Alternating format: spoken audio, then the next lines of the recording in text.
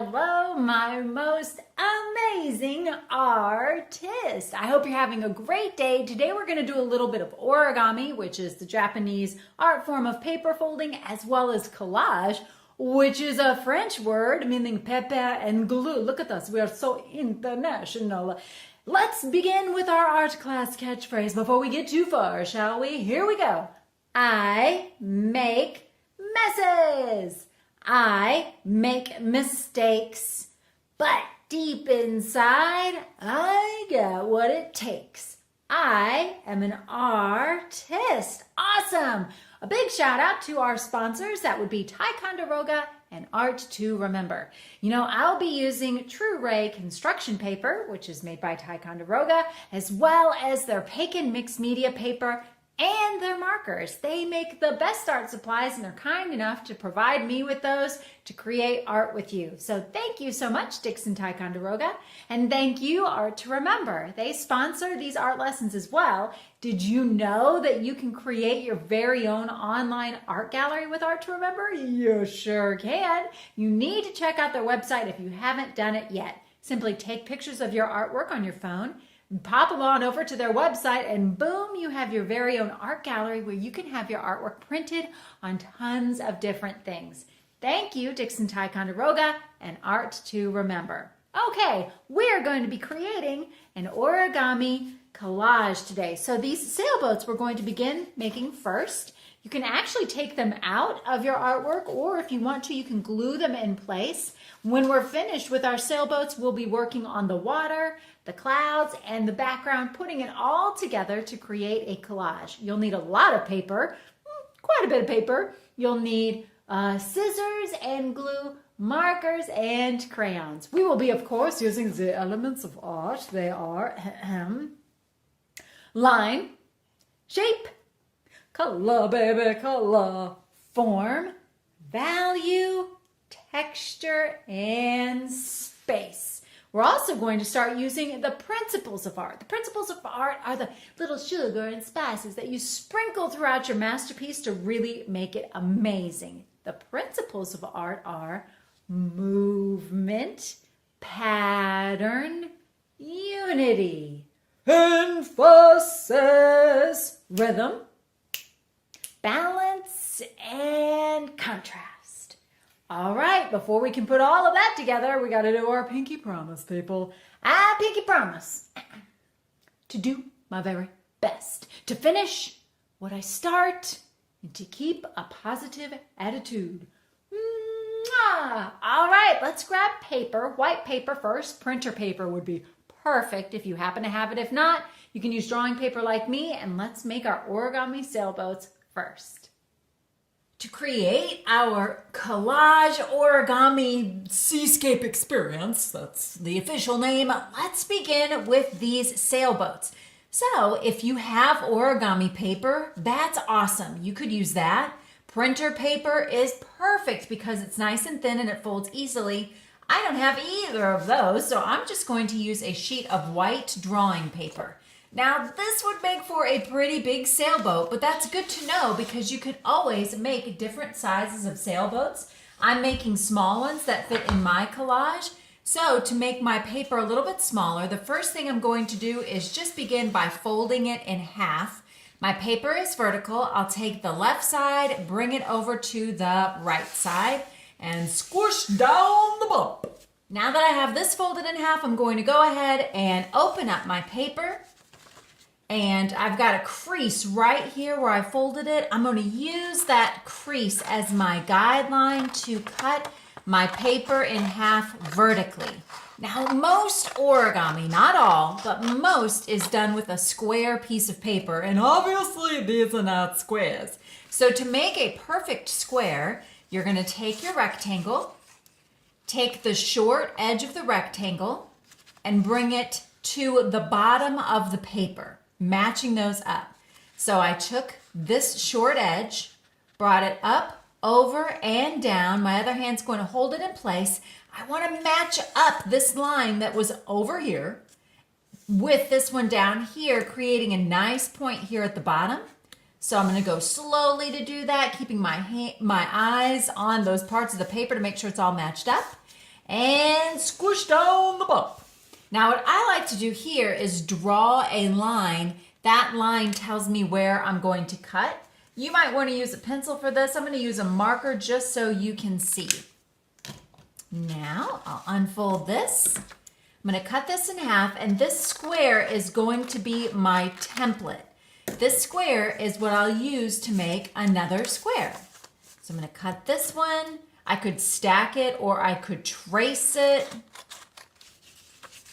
And now I have 2 squares to create my sailboats. Okay, now what I'm going to do is slide a piece of paper underneath my little workspace here so you can see what I'm about to do. Now I've already got my paper folded once. That's perfect. That's our first fold. I'm going to go ahead and just really crease down those lines so they stay. I made that diamond shape into a triangle. Now what I'm going to do is I'm going to bring up this corner here to there. So I'm going to bring this corner up. It's a little tricky when you have thick paper like me, so you might have to exercise or bend the paper kind of gently and slowly, bringing this point to there. And when you've got it in place, hold it still, hand. Got it. And then squish down that bump. Ooh, if you're using thick paper like me, you really have to put some muscles into it to make sure it stays. Now I'm going to bring this up to there. Look at that. We started with a diamond, we turned it into a triangle, and now we're turning it back into a diamond. I'm going to have to really exercise that paper. Whoa, where are you going there, paper? Get back here. We want to match those up just like that. Awesome. Okay, now that I have my paper, it looks a little bit like a bug, doesn't it? These are the wings of the bug. What I want you to do is rotate your paper. So these, I'm going to call them the wings, are facing back towards you. And I'm actually going to open the wings a little bit because I need to fold this paper in here. I'm going to bring this paper in here. It's almost like a little mouth. I'm bringing it up to the top. That's right. I'm taking my triangle bottom, bringing it up to the top and fold it down. Here's the good news. We have one more step. I'm going to close my little bug wings, which will be my sails in a moment. Turn my paper over, just flip it like a pancake. Flip. And I'm going to do that same fold that I just did right here. Whoa, look at that. I see a sailboat. Now, because you're probably thinking, wait, you do? Because I don't. Here. There we go. Now you'll notice that the bottom of the sailboat, I left it just like this, like a triangle. You could, if you wanted to, fold it, but my paper right now is just so thick that when I tucked it in here, you actually can't see the bottom. So I'm just going to leave it. But look, because my paper is so thick, no matter how much I press it in place, it just doesn't want to stay. Usually people do not glue their origami, but for me, I might do that in just a moment. So I've got my glue bottle handy. It's on standby. But before I do, I'm going to color my sailboat. So let's see. Think about what designs you could add to your sailboat. I'm going to unfold mine a little bit to get to these sails. But before I do, I'm going to put a little mark so I know where I'm coloring because I don't want to accidentally decorate the backside. So I'm going to unfold, flip. I think I'll do wavy lines. And I know what side to draw on because I put that little bitty mark right there. That way I know exactly where to draw. I'm going to make it match. You could do any kind of design you wanted to. You could do a pattern. You could leave it white. You could put a rainbow. Let's go ahead and fold these back up and see how that looks. That looks awesome for my sails. I dig it. This is my boat. Now I'm going to decorate my boat. I think I'll use brown. Why did I grab a red? This is not brown. Get out of here, red. Maybe because my brown is missing. Oh, my Lanta. Looks like I'm going to use gray and maybe some crayons too. I'm going to hold this in place with my hand up here, maybe draw some lines to imply that this texture of my boat is wood. What are you implying? I'm implying that the texture has a wood grain. And I'm going to add a little color, baby, color with my crayon. If you don't want to accidentally get any crayon on your sails, unfold it. I like to have a little piece of paper underneath me as I work. That way, if I get any crayon marks on anything, I don't get it on the table. I get it on my paper underneath, which I call my messy mat. Okay, let's see. Boom! Oh my gosh, that looks just like a sailboat. The only problem is it sticks out a little too much. You might like that pop-up effect, but if you don't, just unfold those sails, get your glue bottle working, put a couple of little lines on the back side of the boat, fold it up, and massage the boat. Ah, boat-likey. Now you know how to make a sailboat, so with your extra paper, you can make more. But for now, I'm going to move on to my Seascape. You don't need my help making any more sailboats because you already know what to do. Let's now work on the water portion of our Seascape collage. There, that sounds like a much better title for it. Why don't we go ahead and grab a white piece of paper, crayons, and markers, and put our boat aside for now. All right, so I've got a piece of white paper right here. And I think I want to use this as inspiration for now. I'll just tuck my little boat right there. And what I'm going to do is just kind of decorate this paper, but I'm only going to use half of this paper. The other half I think I'll use for my clouds. So I'm going to fold my paper in half, going from the bottom to the top. Squish, swoosh, and now I'm going to unfold, and I'm going to work on decorating just this part right down here. I'm going to grab a couple of colors that I think would be good for water. Maybe some blues, the cool colors. I'm using greens and the purples and the blues. There we go. Now, of course, you could color with crayons, but I also like to do something called a rubbing. It's really cool if you put a texture underneath the surface of your paper. The reason I like to do a rubbing is because I can color my paper really fast.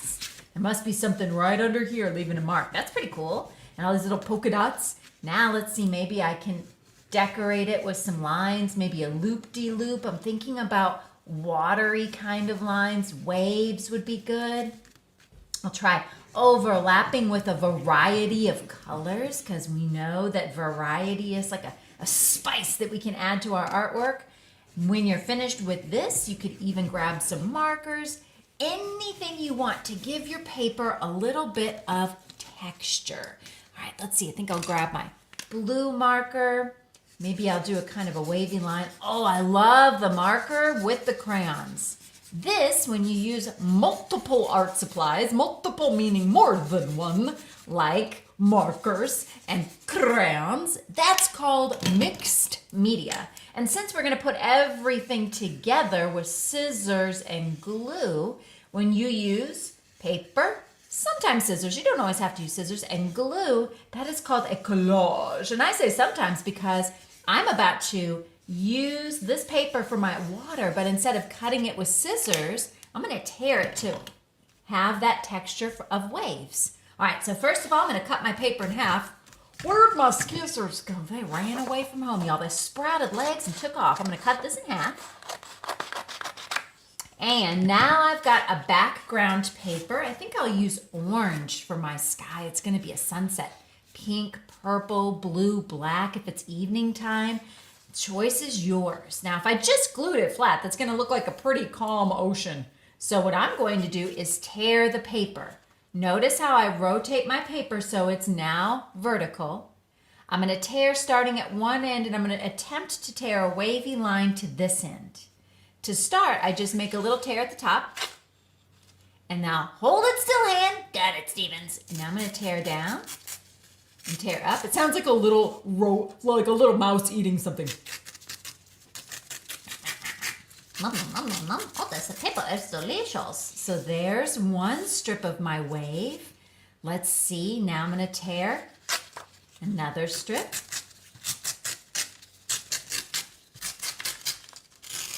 Ta-da! Now this one that's got the straight edge, I'm going to glue it at the bottom. But when I glue, I only put glue at the bottom of the paper. I want the top of the water to be open because that's where I will be tucking my sailboats in. So I've got this one. Now let's see who could go next. This one might be good, but I'm going to lift up my wave and tuck it underneath. Here's why. I don't want to see any of that underneath. I don't want to see any of the background. That doesn't make sense. So I only want to see water. So that's why when I put this here, check it out. I'm not going to glue it up there. I'm not going to glue it so you can see any orange. I have to lift this guy up. Come on, fingers, cooperate. And make it so that I can just barely, there we go, not see any of that orange paper. I don't want to take it down too far. Just right about there seems good. And let's see, last but not least, there we go. Now, if you want more waves, notice on this one I have more, could just make more paper. You don't even have to decorate this paper. You could use papers that are scrap papers, maybe that you already have. That would be perfect. All right, I'm gonna tuck this one underneath, making sure not to see any sky. Yay! Oh, there it is. I'll see you, sky. And squish it down. Now I have a beautiful seascape for a sailboat. I'm gonna tuck this guy right here. Now that I do that, do you see what I see? The sails kind of blend in with the background because they don't contrast in color enough. So I'm gonna grab a yellow and see if that makes the sail of my sailboat stand out enough where you can actually see it. This is why that principle of art called contrast, why it's so important. Let's see. Oh, boom, now you can see it so much better. Okay, now with some of my scrap paper, I have this scrap paper. I'm gonna make 2 clouds and a sun.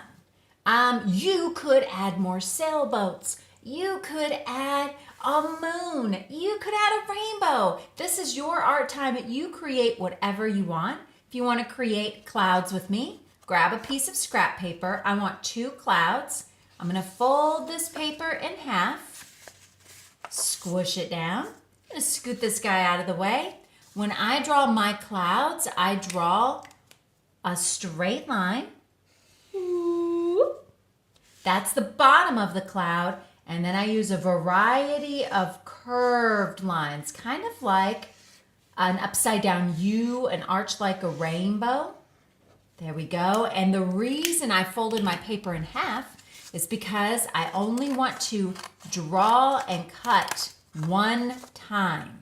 I try to always be a little bit efficient with my time. I didn't want to have to draw 2 clouds and cut out 2 clouds. No, I wanted to make sure to get it all done at once. So if ever you're trying to do something the same, cutting out 2 things that are the same, try folding your paper in half. It's a little art trick for you. All right, there's that. Scoot this guy out of the way. Let's see how these clouds look in my sky. I'm going to flip this one over so my lines are on the back. Oh yeah, that'll be good. Maybe I can draw my sun peeking out or put my sun here. I love it. Before I glue these down though, I think I'll draw a face. Let's see. Where is my black marker? I'm the old I reach for it. It's all the way over yonder. That's crazy. All right, I think I'll draw an eye here. And another one there. Maybe give it a highlight and a highlight. Another highlight at the bottom.